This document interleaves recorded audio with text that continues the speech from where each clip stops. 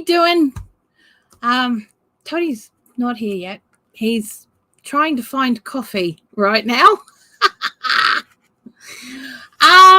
So we'll just say hello to Annette over at our urban homestead. And how you doing, honey? How are you? It's good to see you. Thank you for being here. Thank you. I'm still trying to decide whether it's staying or not. I haven't decided yet. I haven't done this for a very long time. But those of you who have been around for a while, you will know that my hair has been this color for the last 15 years. I just haven't done it for the last 3. So, you know, I kind of decided that I wanted to be a little bit more me. And here I am. So, yeah, I'm not quite sure how I feel about it at the moment because, like I said, I haven't had it for 3 years and I've kind of been used to not having it. So we'll just see how we go. We will see how we go. Right. So today we are discussing a very, very important topic when it comes to preparedness, and that's, can you carry it? Hey, Rebecca, Suburban Hillbilly, hello. Suburban Homesteader, hello. How you doing? Sandy, oh my God. It's so good to see you. Can't stay long. We start our radio show soon. Oh, thank you. Thank you so much. Thank you. This is actually my natural hair color. Yep. Well, it was. I was this for so long that people actually thought my natural hair color was blue. So yeah, at one time. So yeah, fun and games. But yeah, so today's topic is quite important actually because we get told all about go bags and inch bags and whoosh bags and bug out bags, you know, all of that kind of stuff. And we're told what to put in them and we get all the things and then we go and we try and lift it and we're like, crap. We can't do that. How are we supposed to lift it? How are we supposed to carry it with all of that stuff? That's like, what? You know? So we're going to be having a look at some information or some advice from Grey Wolf Survival blog, which is, and I will share the link with you. Page here. Okay, now this guy is former counterintelligence special agent, U.S. Army Chief Warrant Officer and combat veteran. I think he knows what he's talking about, kind of, sort of, innit? Right, so the rule of thumb is supposed to be your pack's supposed to be 1/4 of your body weight. Now, I'm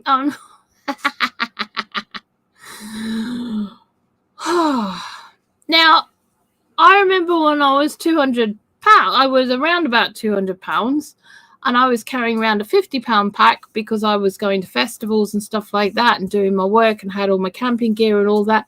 Can I just say, that is not easy, and it is not something that you can pick up and just do. Hello, darling.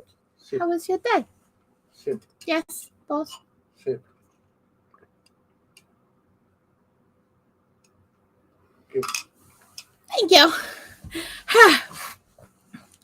So,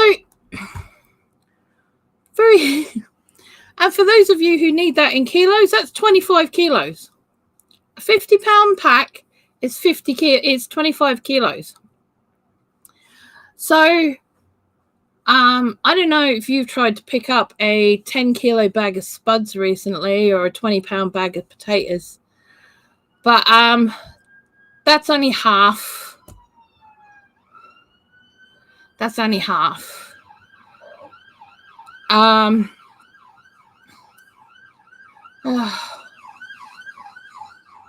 Sorry, round here it's always sirens. I'm really sorry, it's always sirens round here. It's ridiculous. So yeah, it really needs people to think about it. Okay, and people can go, oh well, if I'm in a bug out situation, I'll just take my car. Will you? So will 5 million other people that you share your town with or your city with. How do you think? You know? I think I would use my wagon. The older you get, the harder it gets. Yeah, absolutely. See, I'm in a situation at the moment where I can't actually pick up more than my kettle for hot water half filled. And I'm under very strict medical rules for that, because if I pick up anything more than that, I could cause myself a serious injury, more so than I already am. And I could be in real trouble, which means that should things kick off and we have to leave our home, before I have recovered from my surgery, we're going to be in trouble. We're going to be one person down. As much as I am useful because I have skills, I'm not very useful because I can't carry anything. You know, all those skills are for naught if I can't bring me stuff with me. Unless we're going somewhere where someone else has got all the stuff. Do you know what I mean? Point is, you have to be realistic about what you can actually carry. Now, as Grey Wolf Survival has said quite rightly, you know, when he went over to Afghanistan, they all had a 50-pound pack. But they weren't used to carrying that. And it took some time for them to use, you know, ice. It's warm in there, I'm just saying. It took them some time to get used to the fact that they had to then had to be able to run 2 miles with this pack. Well, your body has to get used to that. And he ended up with a broken metatarsal, which is a bone in your foot, because of it. Now, when I broke my back, I was coming in off 2 weeks of being at festivals and having all my camping gear, what stock I had left, all my stuff for setting up stalls. I had all my food, well, what food was left. I had, 2 weeks worth of equipment. I had 2 weeks worth of clothing. I had 2 weeks worth of everything on me, right? And I was actually carrying what would have been the equivalent of an 80-pound pack. So that was around anywhere. It was somewhere between 40. I think they worked it out to 40 to 50 kilos. The real reason they had to work that out was because I fell. Now, I fell on the top story outside of my house, outside my front door, because we lived in the top flat, down 3 flights of stairs with that pack on my back, which totaled my back. Completely totaled my back. Hi, Ashley. How you doing? So, as much as I can do things, and I have done things since, and etc., that will show you that if you fall and you're carrying more than you probably should and can do, you can cause yourself major, possibly life-changing injury. So it's then looking at the gear we're told to have and what we need. Okay, wants are great. Let's be honest, everybody wants a want. But we can't always carry a want. We sometimes just have to look at what we absolutely need, and that's it. Because we can't do any more than that. The other thing as well is you might have got out in your car, but, 10, 20, 30 miles away when you've hit the motorway, no worries, darling. Yeah, Sandy, I would like to bug in as long as possible as well, to be fair. I would prefer to bug in as long as possible. You're welcome, darling. Go have fun. I will talk to you later. Thanks for being here. You get onto the motorway and everyone's run out of gas, or everyone's run out of petrol, or everyone's had to abandon their cars or whatever, and you can't get through any further. There's no way to get off the motorway. There's no way to go around all this, but you have to abandon your car at this point. It's great you've got your car full, but can you carry what's in your car, and can you get what's absolutely necessary and grab and go? Because that's the other thing. So I'm still waiting for Tony to turn up. He may do, he may not. I don't know. He's having coffee. He's finding it anyway. He's trying to track it down. So when you're looking at needs and wants, when it comes to putting your bags together, whether it's a go bag or an adventure bag or a whoosh bag or an inch bag, and I'll explain those terms in a moment, you have to really think about what is legitimately possible for you. Okay? Now, some people may say, well, I can get one of those little suitcases on wheels, or I have a bag on wheels, or whatever. Well, that's great until you're going cross country. That is absolutely fabulous until you hit a set of stairs. That's like I'm saying, you have to think about these things and be very careful about how you think about what you're doing and putting these things together. Now, whoosh bag, I didn't even know this term had existed. It WUSH. Okay, wake up, something's happening. That's what that is. It's a wake up, something's happening bag. And it's kept by the front door. So it's what we would call a go bag or an adventure bag or something like that. Rebecca says, not with my back. I've barely been able to move for days. Started with a new MD next week. I'm scared. No, I get that, darling. I completely do. I totally get it. I do. Exactly. So a whoosh bag is basically your go bag, right? So that's the one that you have, that you only intend to be away for no more than about a week. Okay, but you are planning on coming home again. So it might be because there's flooding. There might be because of some kind of tornado or something like that. It could be a storm. It could be whatever reason that they're evacuating you from there, but the intention is for you to go back again, right? The inch bag is the I'm never coming home bag. Okay, so that's the one that has all of the things. That's the stuff that's got your bushcrafting stuff. That's the stuff that's got your survival stuff in it. That's the stuff that you need to be able to survive. So this is where you have to start looking at the things that you're told to have. So you're told that you need to have a filtration system for water and stuff like that, because quite frankly, I don't know if I can pull it up. Let me see. I put a picture up on my Instagram the other day. I don't know how many of you have seen this.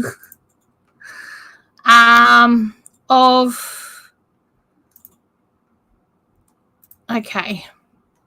Yeah, I'll be able to share this. Give me a second. I will share my screen. Share it. Right. Show on screen. There we go. So that there is 16 2-litre bottles of water. 16 2-litre bottles of water. Now, that is how much one person needs for 16 days. That does not include cleaning, cooking, anything. That is just drinking requirement for 16 days of water for one person. You're not going to be able to carry that. Okay? So that's just not going to happen. Let's be honest. You might be able to take one with you, but having some kind of filtration system is going to be a better option. Knowing if you are going to be gone, then knowing your area and where you might be able to get water from, and you being able to use your filtration system, obviously, is probably the better option. Because, quite frankly, Danny had trouble even bringing them in. And he only carried one pack at a time. So quite apart from Rich, if you were going to keep like 3 to 6 months worth of water in that kind of size in your house, that would, for us, trying to work it out, probably be half of this room filled with water, wouldn't it? Probably half this room would be filled with water, and that's only for 3 months worth of water. That is redonkulous. It's redonkulous. It's not possible. And having a secondary possibility for water is definitely a better option, to be honest. Sure, have a few bottles around if that's going to make life a bit easier. If you don't have access to the secondary system every single day. But, don't be, I put it on here, we can't all build water fortresses. Now, my little inner child was very upset when I said that, because they kind of didn't realize it could have been an option.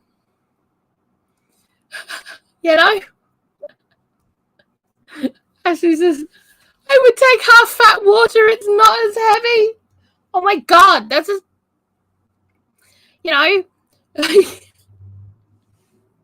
Hey, Tuck. How you doing, darling? My mate Seeker, he's been working on a way to dehydrate water because he reckons it'll be easier to carry. Because I've got a few friends that like to take the mickey, and that's fine. Oh, hello. Well, hello, sir. How are we? You ever think that there are some days you really should just stay in bed and start all over? Every day.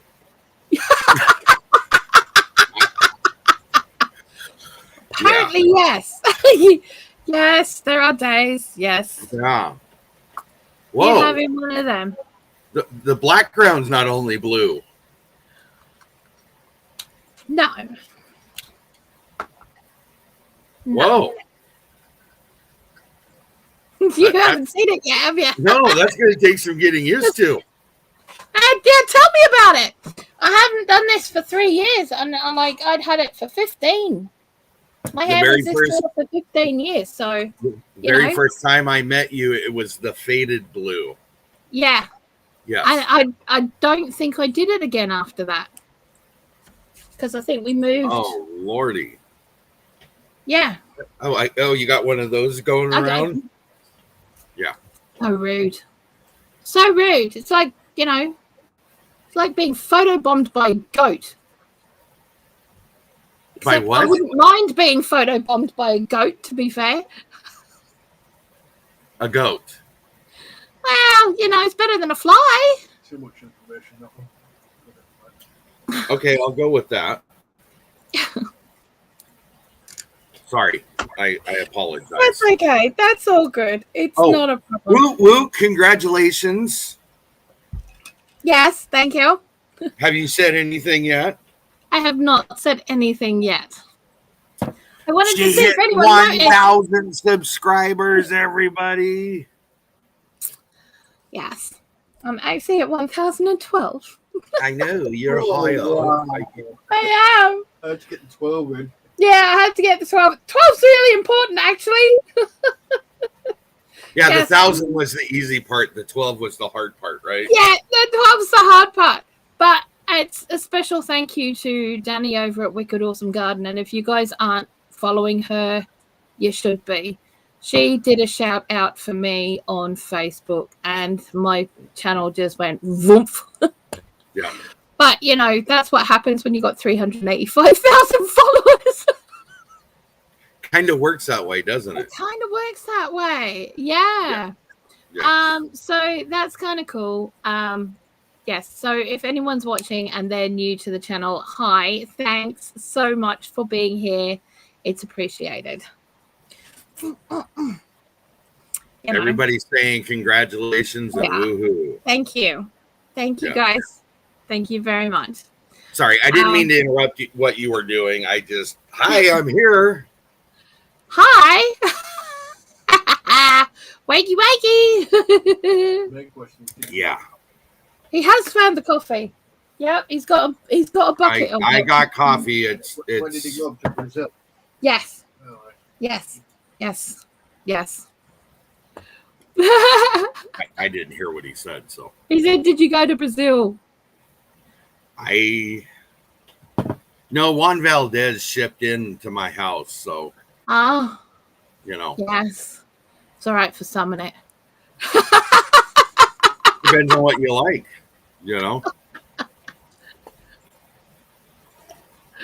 Oh, far out. So yes. So what were you talking about? It's before I so rudely interrupted you. I apologize. I've actually forgotten. Okay. See if chat remembers. What was I talking about, chat? I'd actually been showing the water bottles that I've got. I was going to say I'd seen the water bottles, but I didn't hear what you were saying. So those who are watching the Wellness for Healthiness channel will know why I have those bottles of water.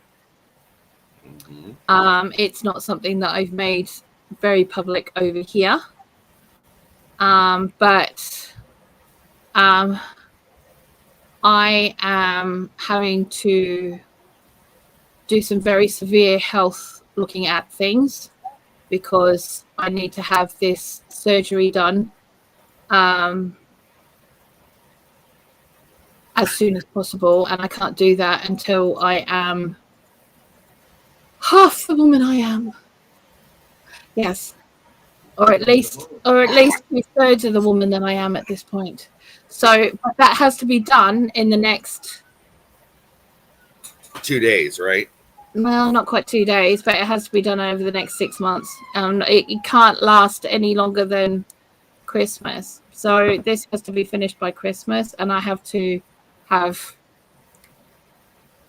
be able to go to the surgeon and go, right, okay, let's go. So it's kind of partly to do with all of this as well, like, because at the moment I can't carry anything. No. I literally can't carry anything. I can barely carry myself. Well, you've never been able to do that, so. Well, I have. Huh? Just, I'm joking. Just so everybody knows I'm joking. It's fine. Shut up and play your game, you. Rude.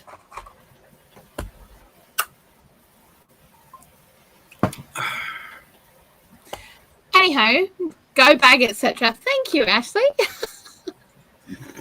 So yeah, we will be talking about health and stuff later on down the line. So yeah, but those bottles of water, they will be explained probably in the health episode of this.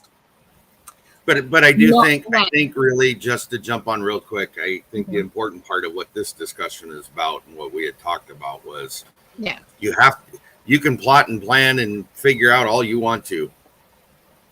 But if you got a means or a way or a plot or a plan to how you're going to carry all these items you're going to get, it does you no good.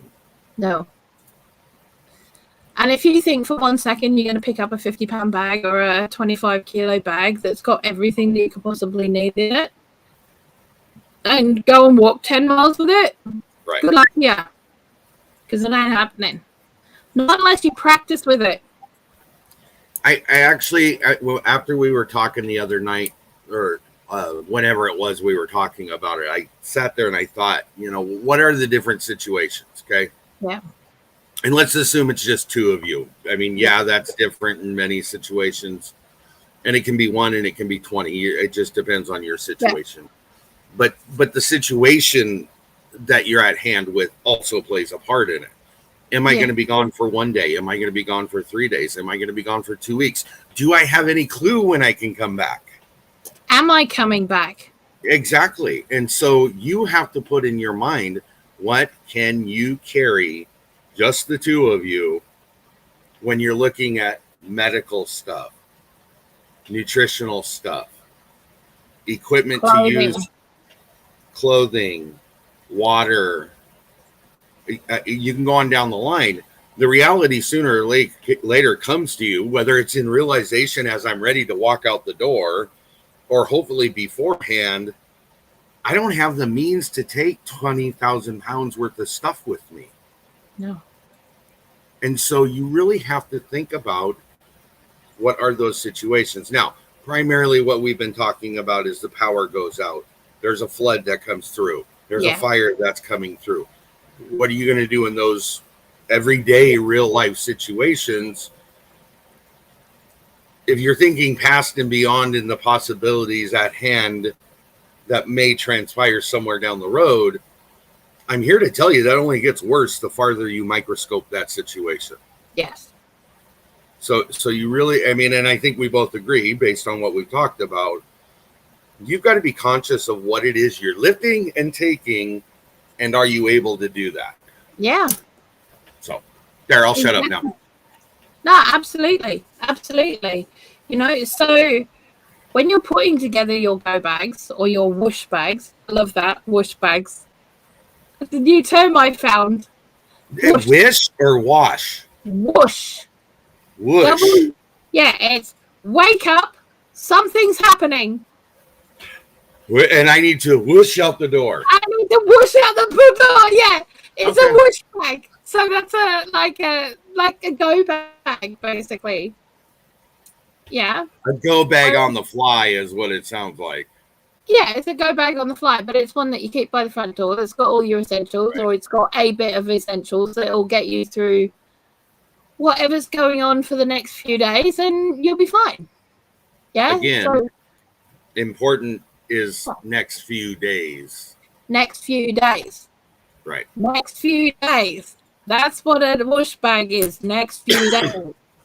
Right. The inch bag or bug out bag is the one that contains all of the things. Now that's the inch bag is the I'm never coming home bag. And that bag really takes a lot of consideration. Yes. That takes a ton of consideration. Yeah. Because then you're only taking what is necessity. Everything else you're leaving behind. Yes. So. Yeah. You basically every square inch of space that is taken up on that bag. And it has to have, excuse me, while the local bikers go past. I was going to say, was that a bike or a bug? It sounded like a lawnmower to me, but you know, someone else will call it a bike. All I heard is yeah, it's a lawnmower, not a bike.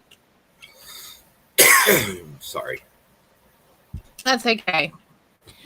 But you know, that's got to have shelter. Took says, I don't have an inch bag, I have an inch loadout, and it takes a minimum 20 minutes to equip. Ooh. Ooh. That's awesome. Oh, look what Annie said. Just the three of us. We can make it if we try. Just the three of us. No, that's good. That is a good thing. You know? What we used to do, right? This is what we used to do is when the kids, because the kids got a new school backpack every year, because theirs would start looking a bit ratty, obviously, because, you know, they're kids and they kick them around and they get used as footballs and all sorts of stuff. And they're not the greatest bags left anymore, and they could end up with, you know, needing a zip repaired or something like that. But that used to be their go bag. Mm-hmm. Their backpack from the year, their school bag from the year before used to be their go bag. Yep. So they knew it was theirs because it was their bag. So there was no confusion about whose bags were what. They could just grab them and off we'd go. I think the other thing that needs to be taken into consideration, which you won't know until it happens, in all honesty, am I taking a car? Am I riding a bike? Am I floating down the river in a boat? You know, because you don't know what transportation situations are going to be. If we're talking the far drastic possibility of this conversation, you know, it's more than just. I'm talking about, and correct me if I'm wrong, but I think it's called an EMP. If an EMP goes off, there is not going to be any transportation happening. Okay. Not unless. So not unless you have an EMP booster in your car. But most people are not going to have that in theory. Most people aren't going to have that, but they are available, and it's up to you whether you want to invest in one of those. Right. But even those with the electrics in them, the electrics would go fun. Okay? Not necessarily, but but the EMP booster turns your car into a Faraday cage. Okay. So basically, you if you have one of those, it attaches into your car. You can get it set up. They're anywhere between $50 and $200. Right. But again, we're coming back to the same thing. If you don't have transportation to haul 10-inch bags, let's say that's what you did to get all your stuff together. Yeah, you're back down to what you can carry, and it really comes down to, can you carry it in any given situation? That's really what it comes down to. Well, that's exactly right. So, can you carry it? It's all very well. Like, just say, for example, I'm going to play devil's advocate here for a second because I can. Oh, not you, not the Blue Pixie. I'm going to do it. Okay, so you've got an EMP booster in your car. Your car's fine. It's running great. You're halfway down the freeway and the whole thing's blocked off. Yeah. And you got cars coming up behind you. You got cars coming up behind you. You are completely blocked in. Your car. Now what do you do? What are you going to do now? Huh? What are you going to do now? You got every car from here to, say, for us it'd be here to Leeds, stuck on that A64, and kind of stuck. What are we supposed to do? We'd have to get out and walk. So it's great. You fill your car up.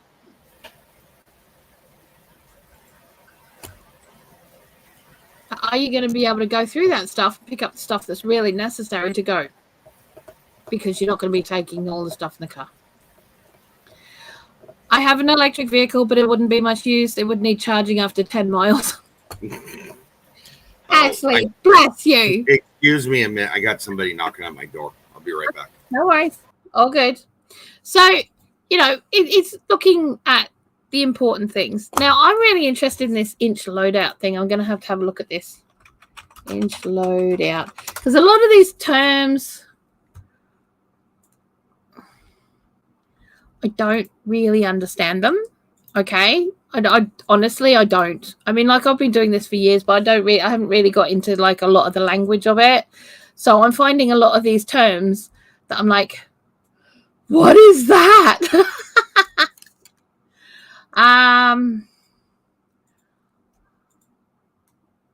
Inch.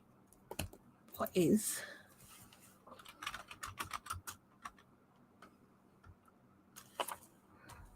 Okay.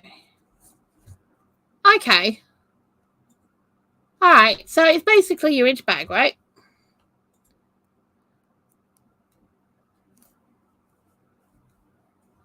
Cool.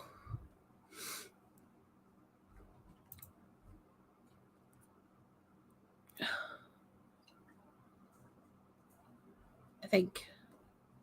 As far as I can work out. Anyway. Right. So, this is where we have to start looking at equipment and what we take instead of. Okay? So, obviously the bottles, 2-litre bottles of water, they're not going to be very practical. Let's be honest. you're probably going to be better off having a couple of water bottles on you and some kind of filtration system. Now, it's all very well having the best filtration system you possibly can have, which is great. But you're probably going to end up with something like a life straw, which is easier and quicker to carry, and you can stick it in your pocket if you had to.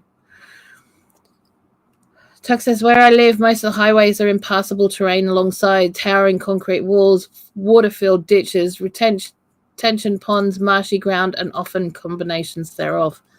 Yeah, we've got like drops, 6 to 8 foot drops, which I know doesn't sound a lot, but you know, if you're not used to doing those kind of drops, you can damage yourself quite severely with that, especially if you're carrying your pack because you decided to put it on and jump off. That's, you know.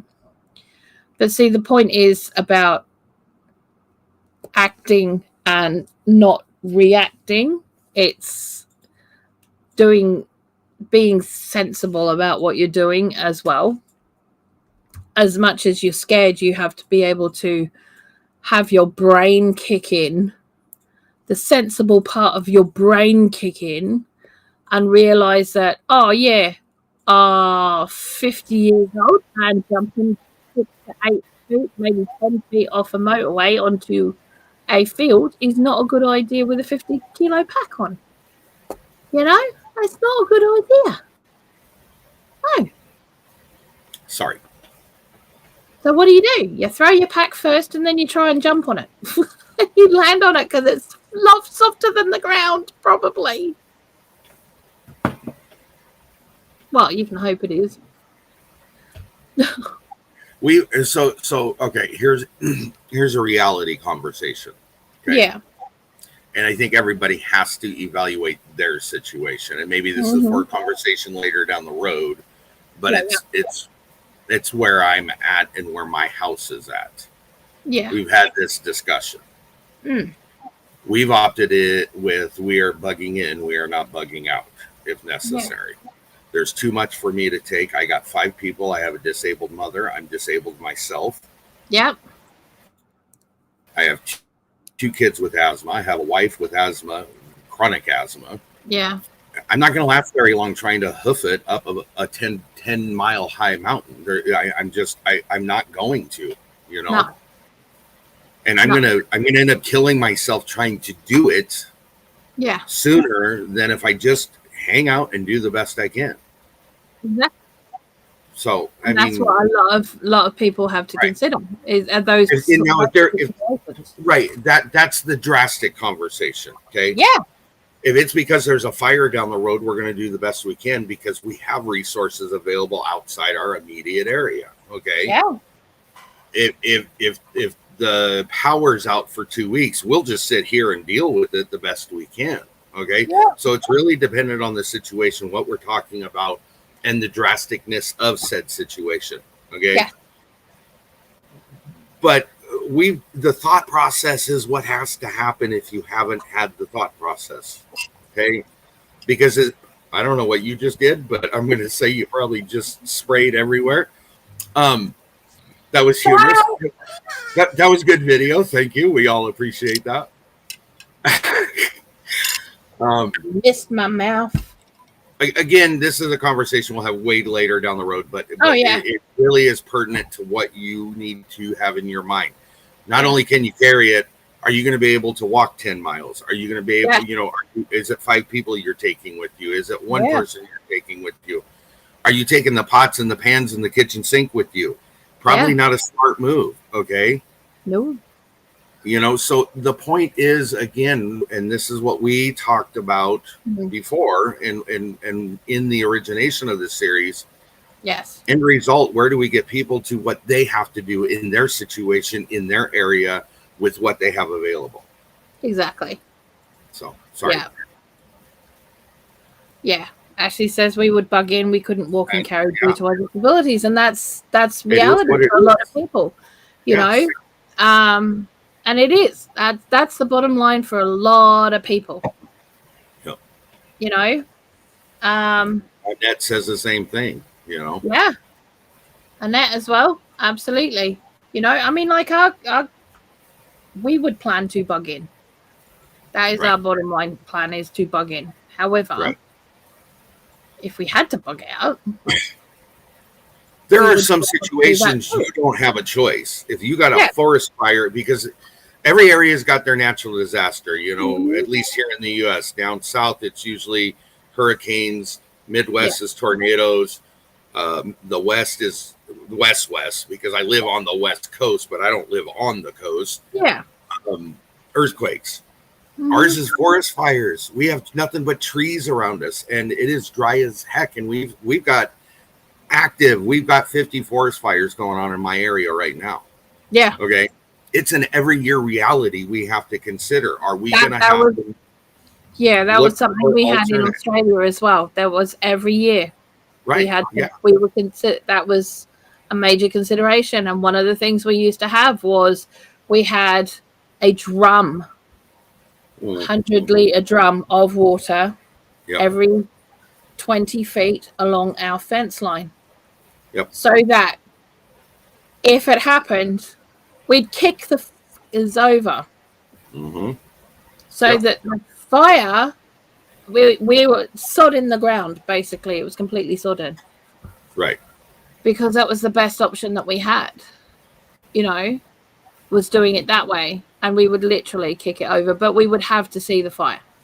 The Right. fire would have to be within 6 feet of our house. And then we would push them over. Right. Because you're buying yourself time at that point is what you're doing. Yes. You're buying yourself time. Yeah. But again, I mean, we're in the same boat. I know where my personal papers are. I know where I have to grab them. I know all the kids know where their clothes are, so they just scoop and grab. Okay. Yeah. We've been through this conversation with them, and everybody knows what they have to do. Yeah. What we're talking about is for anything that possibly comes up. We're not talking about any one given situation. No. And so, barring the zombie apocalypse is what I'll call it right now, we know that we may have to go elsewhere, but it has to be what you can accommodate for yourself. It has to be what you can afford. It has to be what you can carry. It has to be what you physically can handle. Yes. There's just the thinking process itself is what needs to take place. Absolutely. Absolutely. Okay, I'll shut up now. Sorry. No, that's okay. No, I totally get it. And that's the whole point of today's chat, is about this consideration, because this consideration is major and people don't realize just how major it is. Yeah. You know? Tuck says, my inch loadout includes tent, mosquito netting, totes of food, camp stove, in addition to the bob kit and the car. I was homeless for a year, 2015. Shade, rain, bugs, all constant concerns. No, that's... What is a bob kit? I don't recognize what that is. Okay. Bug out bag kit? Yeah, bug out bag kit. Okay. Yeah. That's the bug out bag kit. That's the that's all, folks. I was just thinking the same thing. That's funny. Yeah. So yeah, that's that one. Again, it really comes down to you need to make a choice what's important for you. You need to think about, and I'm glad that was stated, because some people don't think about mosquito netting.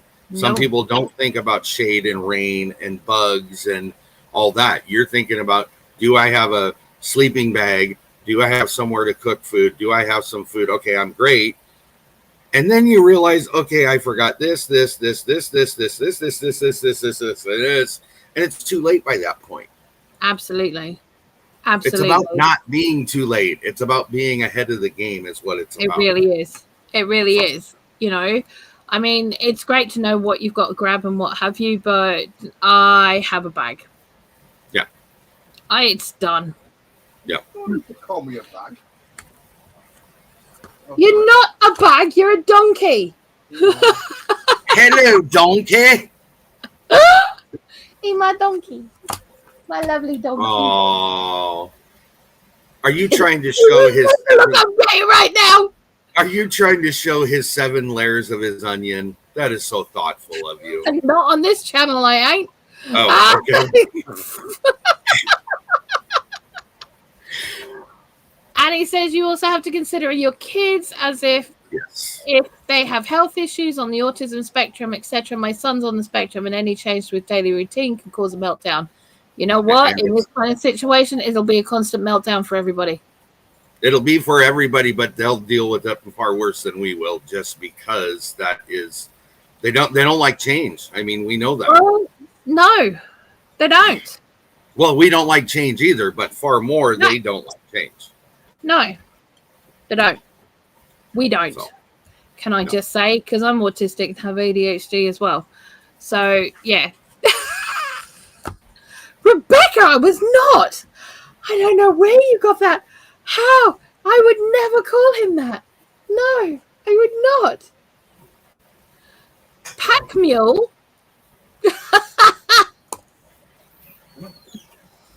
But bless him, in all honesty, Tanny couldn't do it either.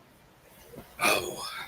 Tanny wouldn't be able to carry a 50-pound pack. Miles? Okay. Yes. You couldn't. Okay. Ah, right, yeah, because with your back and your shoulders, you'd be able to do a 10-mile run. If you've got a properly packed bag, you know what I mean, on your back, you should be able to carry a proper amount. Okay, good luck. Because basically it's all supported on your shoulders and your hips and everything else. So it doesn't all go down on your back. It's literally, if it's properly packed and everybody else, it should be fine. Okay. But in theory, he's correct. I mean, you would do what you would have to do, but that you would do what you had to do, and you would do it, and bugger how much it hurt, and bugger how much it you know, you would do what you had to do. About it is you're limited. You have to pack the bag. If anybody who packs a bag, you know what I mean, you can guarantee you always pack it things. Yeah. And you pack as much in as possible, and then you always get the one thing. If somebody decides to put a tin in the middle of the spine of your back, it's gonna cripple you. You know what I mean? It's how you pack it. Proper army bags and everything else. They're properly. If you notice how an army bag is done, it's done for carrying heavy loads. Yeah. Long distance. Yeah. I don't know about that. I don't know if I really want a big army bag. I don't want people knowing. Is you don't actually realise that you've actually got the weight on when you're actually carrying it. You do. Yeah, I can.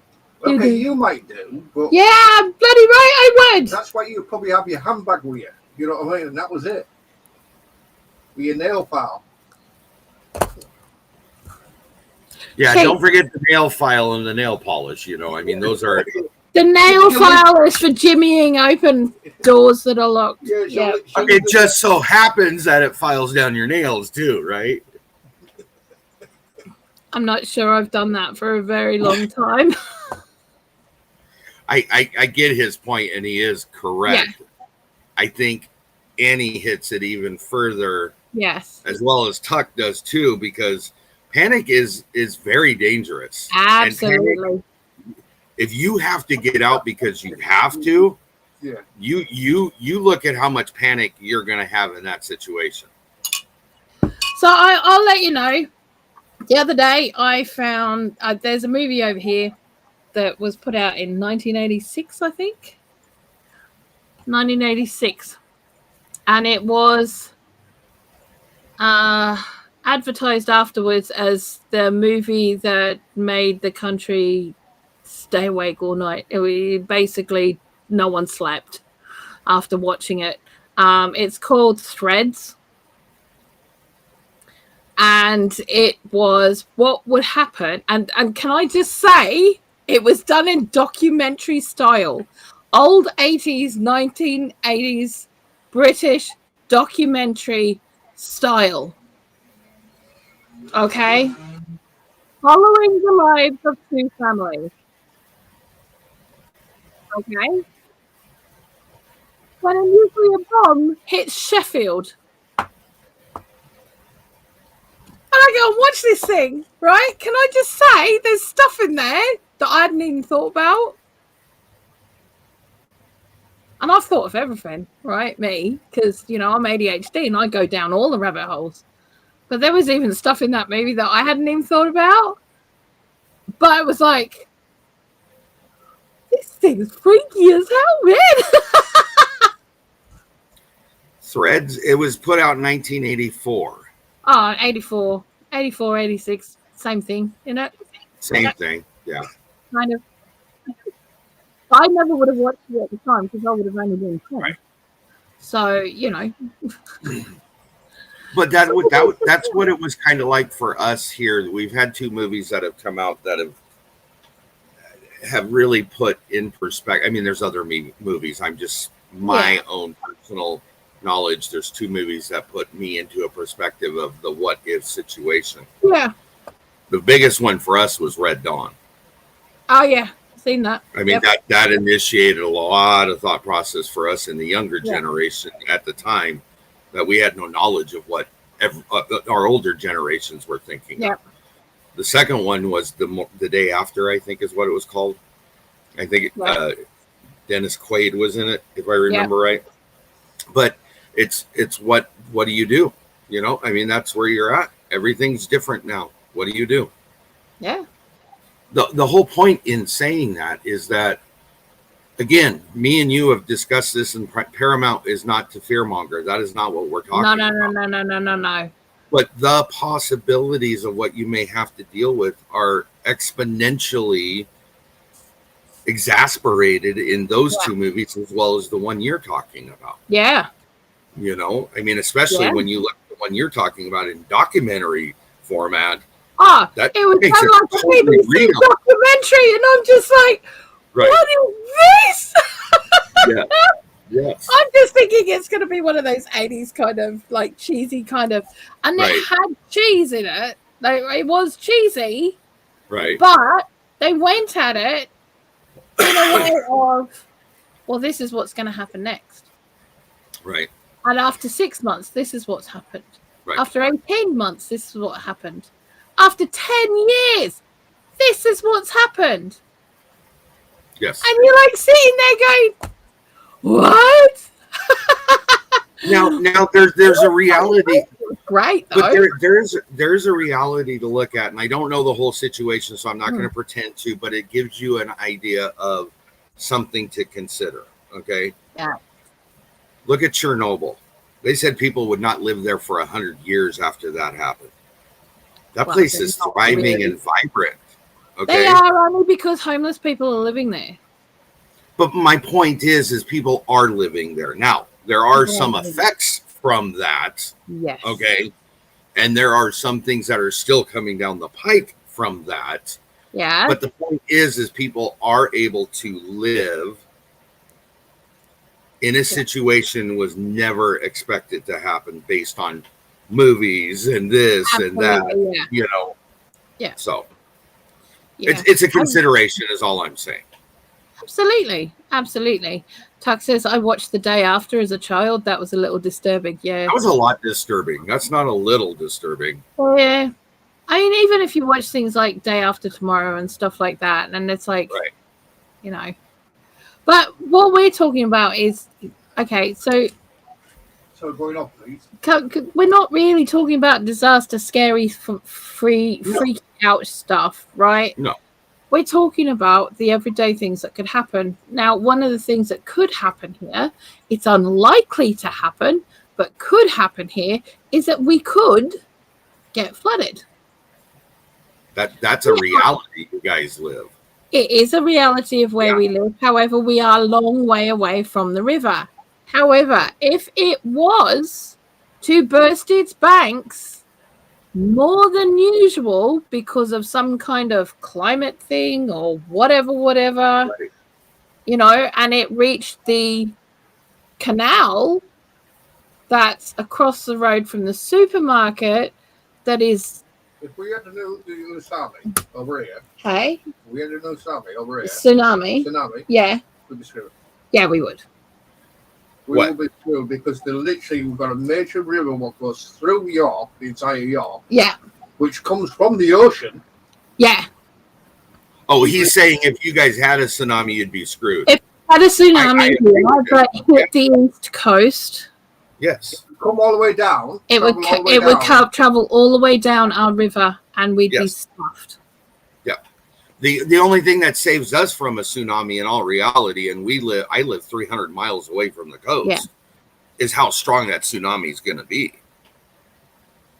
Yeah. I mean, that's a reality. I mean, I have to live with every day because I live on the coast. I mean, that's just the way it is. Well, there it is. Have I ever been afraid of it? No, because if it's going to happen, it's going to happen. There's not much I can do about it. Whoa, stop. You can't come in here. Yeah.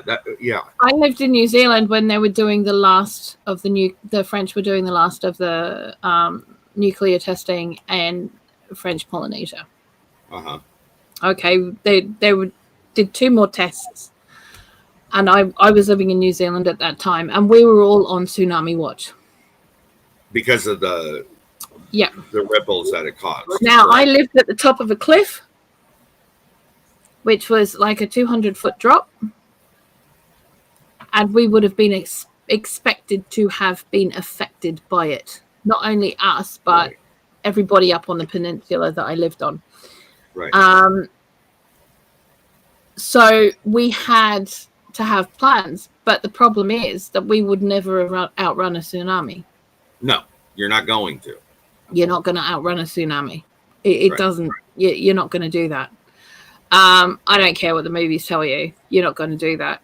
And the town, which was you may as well be running in slow motion. Because that's literally just kind of what I was doing was running in slow motion. Yeah. So, it's... But these are realities that people live with all around the world for different reasons. Okay?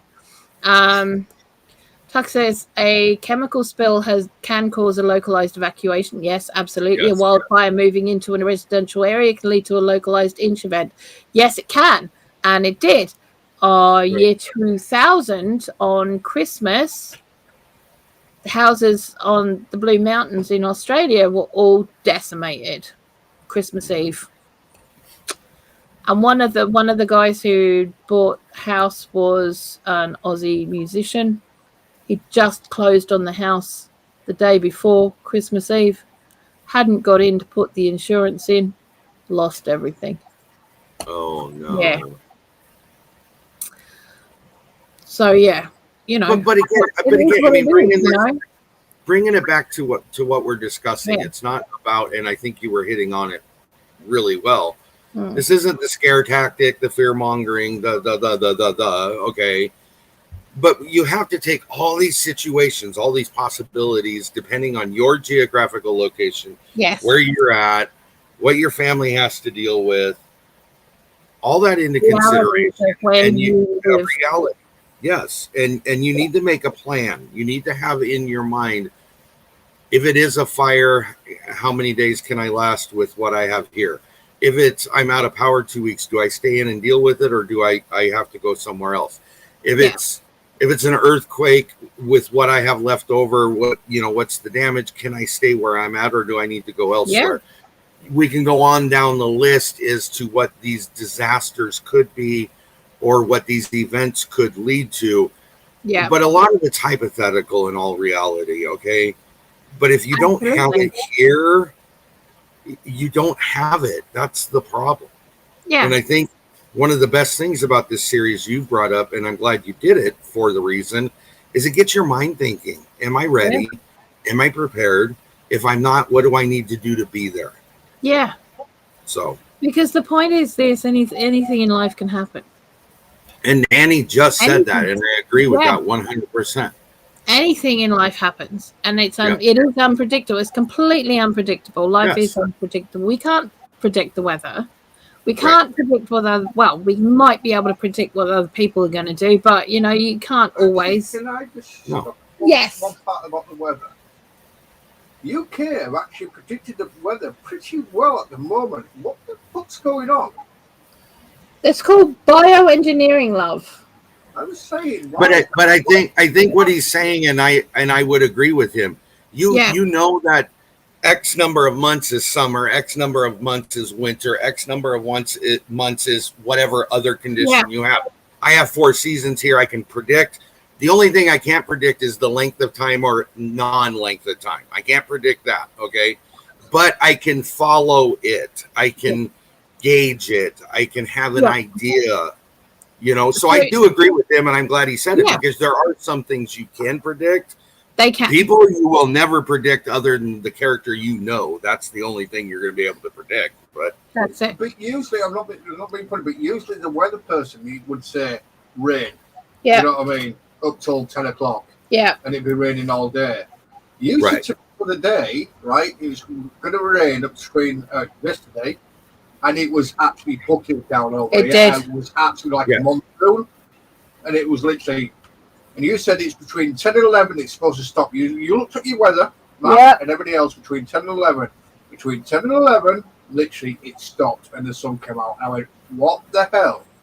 Yeah, never been that precise. It's a little bit disturbing that they're that precise, to be fair. Yeah, but they can't pick out that you're going to have 30 feet of snow in a 24-hour period. What the hell's up with that? Except there are people out there that can predict things like that. You know what I'm talking about. Oh, I totally get that.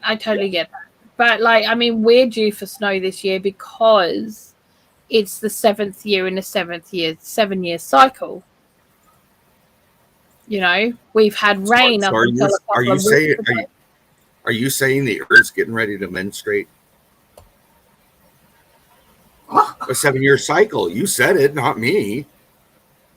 You did. No, it's going through its ponfar, okay? You should be a little bit more thoughtful.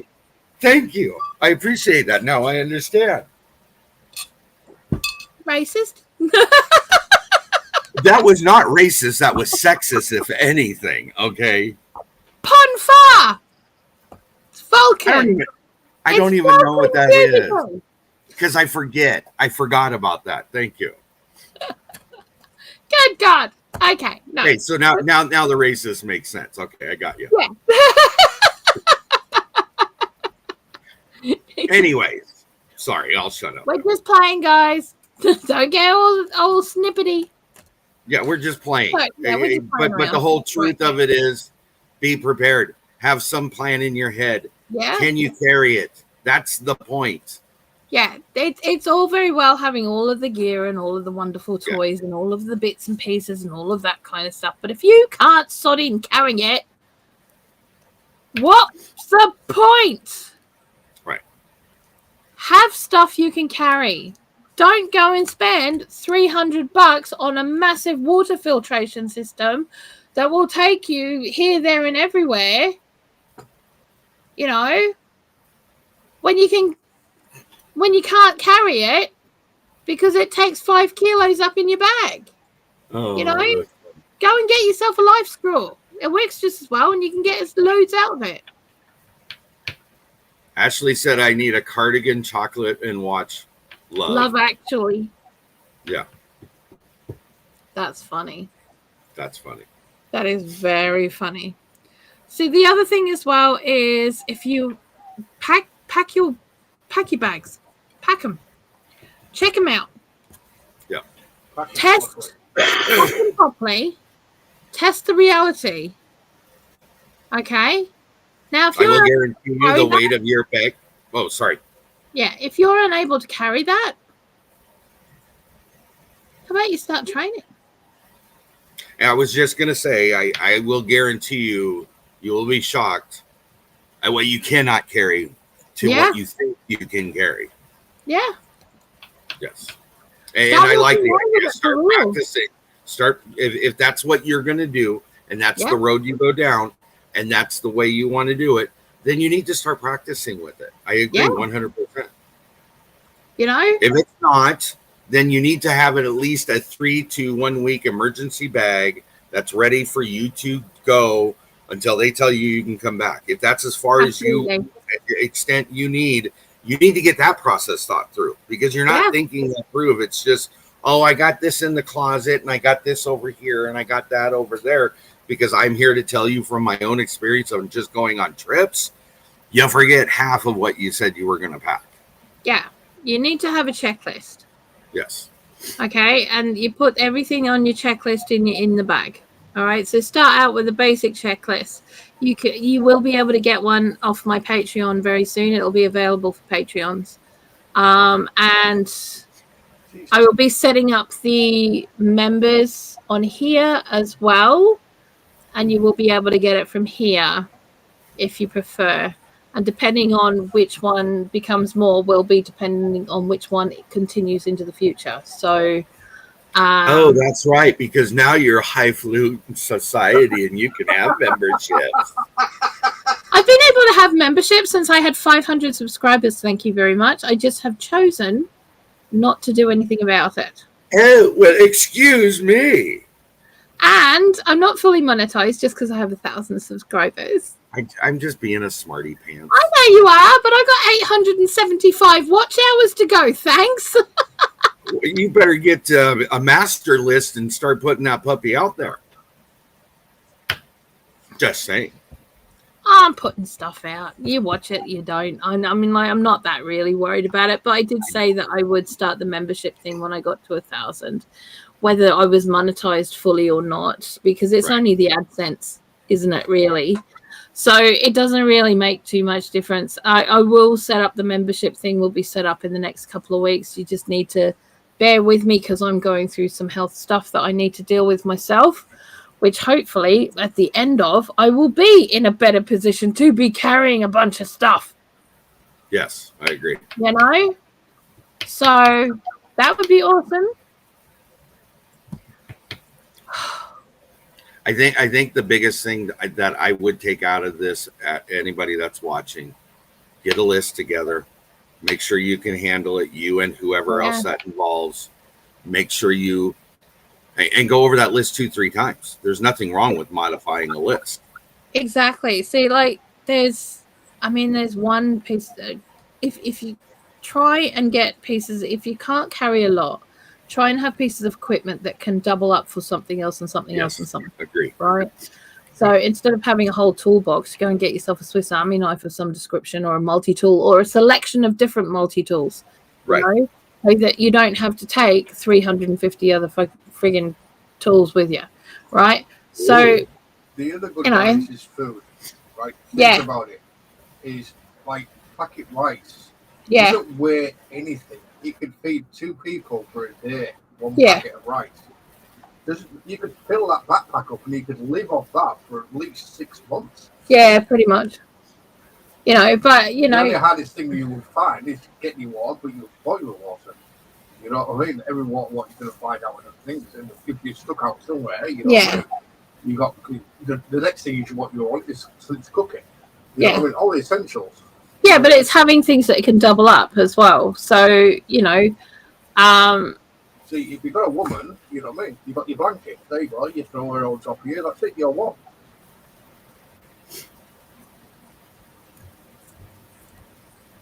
Picnic, cold.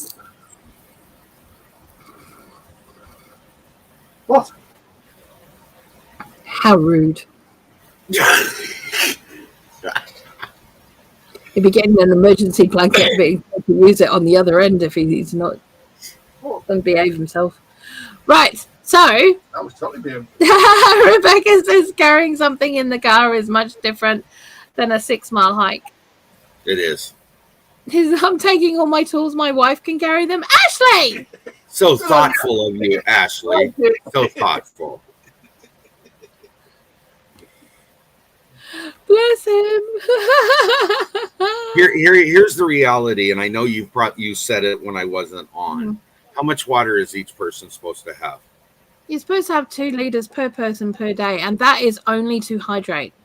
Okay. That doesn't include washing, doesn't include cleaning, doesn't include cooking, it doesn't include anything like that, doesn't include cleaning wounds. You might need to do any of that kind of stuff. Doesn't include any of that. But like I said, when I showed the picture, because I showed 2 packs. I've seen the picture at the end. Yeah. That's only 16 days worth for one person. That's my whole point. So if you break that down to 4 people, that's 4 days. Yeah. Okay. Look at how much water that was.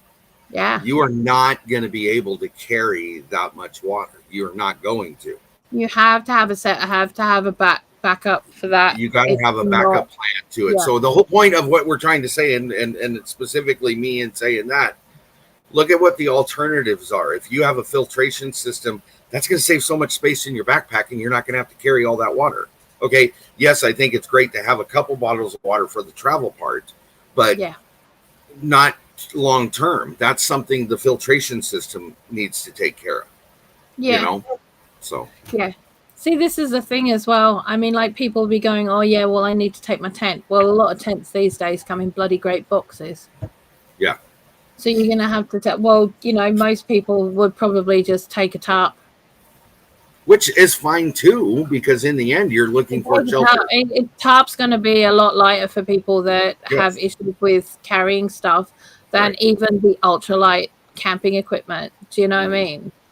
So it's looking at stuff like that as well. It is. I agree. You know, understanding that as long as you've got shelter of some description, it's going to be better than nothing.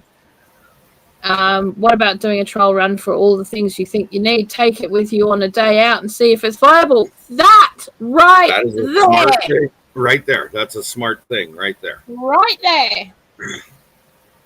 You know, at the moment, there is a prepper meet here in the UK shortly.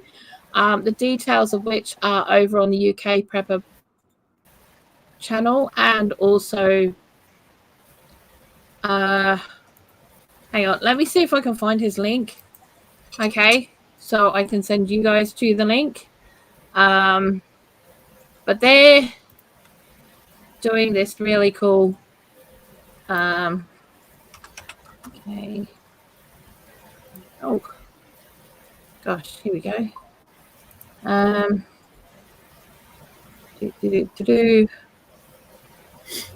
Where is it? Okay, yeah, so I'm going to send you over to this particular video because all the information for it will be underneath it in the description.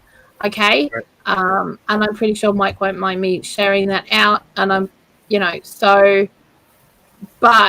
if you are in the UK and you are able to go, this would be a really good opportunity to test out some of your gear. It would also be a good idea, so you might see some other gear that people have that you don't, and they might have some ideas for you. It's not a place of judgment. It's not a place where people are going to go, that's not good enough sort of stuff. Then none of these guys are like this, otherwise I wouldn't send you over there. You know I wouldn't, right? Okay, I wouldn't do it.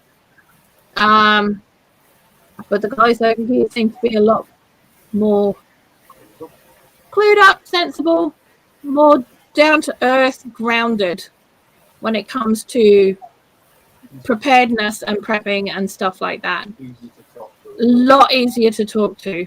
Yeah. So, you know, be aware of that. So, yeah. But if you are in the UK and you are interested in going, the link is in there. I will put it down in the description below as well. And it is working. I just checked it, so you're good. Yeah. I won't be going because I can't. My health stops me from doing that right now. So, you know, let's have a look. Tuck says 2015 was a decent trial run. My health declined since. I've adjusted for that as best I can. Frankly, I love a larger vehicle like a cargo van. Yeah, I totally get you. Totally get you, mate. Seriously, you know, 6 years ago, I was only using my walker in winter. And that was only on the days when it was really bad. And then all of a sudden, I'm at a stage where, nah.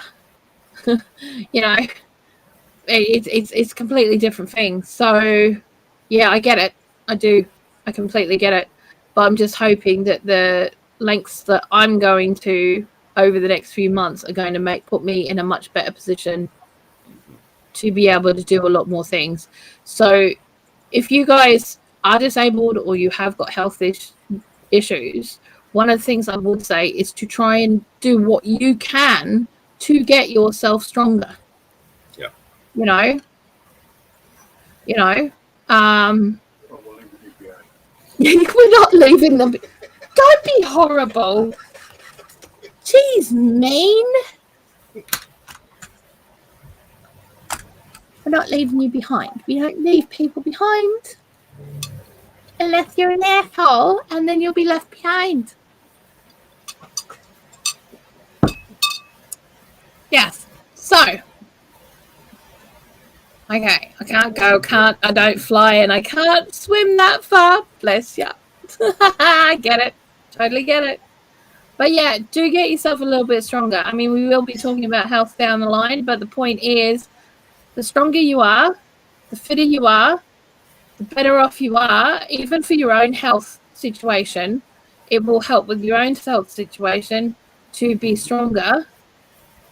Then if that's, I mean, if nothing else, you know, so that if you do end up in a situation like this, you're in a better position anyway. So that's a really cool thing.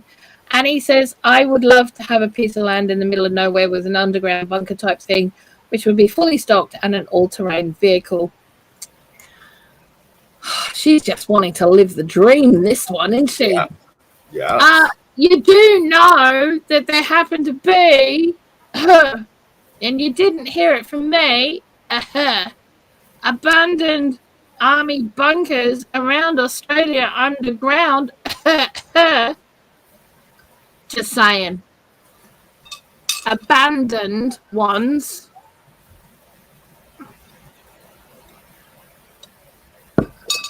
Just saying. I'm just saying. Some of them, they've even forgot where they are. So if you find one, it's all yours. There you go. Yeah. So, crack on, kid. Go find it. Anyway, we're done for today. We'll see you next week when we are discussing. I don't know where my notes are. Where's the next one? Or we're discussing something else next week, but it's all on the same topic. So you'll find out. We'll leave it as a surprise. That's scary. I haven't got my notebook. Where's my notebook? Oh, I don't know. Where's my notebook? That's fine. We'll be okay. They'll figure it out. Okay. Yeah. This 1,000 subscribers has gone way to your head. It's the heat's gone to my head, love. That's all it is. Yes. Yeah. So, yeah, there are videos coming out over the weekend. Tomorrow morning, we are over on his channel, 4 a.m. BST, which is 8 p.m. PST. Yes. Talking about, I don't know, stuff, shenanigans. It's probably shenanigans as usual. Yeah, probably. Yeah, probably shenanigans as usual. Yep. Thank you, Annie. It was lovely. See you later. Thanks for being here. Same to you, Ashley. Thanks to everyone who was here, everyone who's going to watch later on. We love you. We will see you later. Have fun. Bye.